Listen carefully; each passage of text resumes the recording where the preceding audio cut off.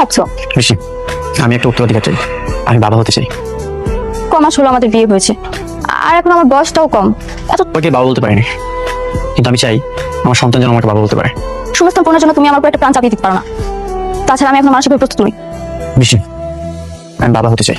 তো ঠিক আছে, তুমি যখন বলছো তো ইনশাআল্লাহ আমরা বাবা মা হবো। একদিন এই চেয়ারে আমি বসবো, আর এই চেয়ারে বসেই আমি পুরো বাংলাদেশ কনস্ট্রাকশনের রাজত্ব করবো। কেন, কি হয়েছে? অনেক আমার কাছে সন্তান চায়। কি বলছিস? অনেক এখনই সন্তান চাচ্ছে? হ্যাঁ বাবা, তুমি তো জানোই আমি কোনোদিনও মা হতে পারবো না। এটা জানার পর অনেক যদি আমাকে ডিভোর্স দিতে চাই তখন? মায়া, কেন টেনশন করছিস?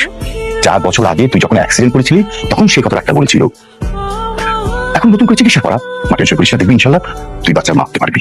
বাবা জানো, অনেক শুধু আমার কাছে একটা সন্তানই চায়, আর কিছুই চায় না। এই সন্তানটা যদি ওকে না দিতে পারি তাহলে ও তো খুব কষ্ট পাবে। আমি চাই না ও কষ্ট পাক। অনেক আমাকে ছেড়ে যাবে না তো বাবা? ও ছেড়ে গেলে আমি বাঁচবো না। ম্যাডাম রুমে ঢুকেছেন কেন? তোদের ম্যাডাম কোথায়? ম্যাডাম মিটিং আছে, জানেন না? যোগাযোগ করে আসেন নাই? ম্যাডামের অনুমতি ছাড়া ম্যাডামের রুমে ঢুকা নিষেধ। আমি তোদের ম্যাডামের হাজবেন্ড, কিছুদিনের মধ্যে আমাদের বিয়ে হবে। আমার কোনো হুকুম আছে? ম্যাডামের রুমে অনুমতি ছাড়া ঢুকা নিষেধ। আপনি ঢুকেছেন কেন? যান বাইরে হন। এই তোরা এত বড় সাহস তুই আমার সাথে প্ল্যান করিস?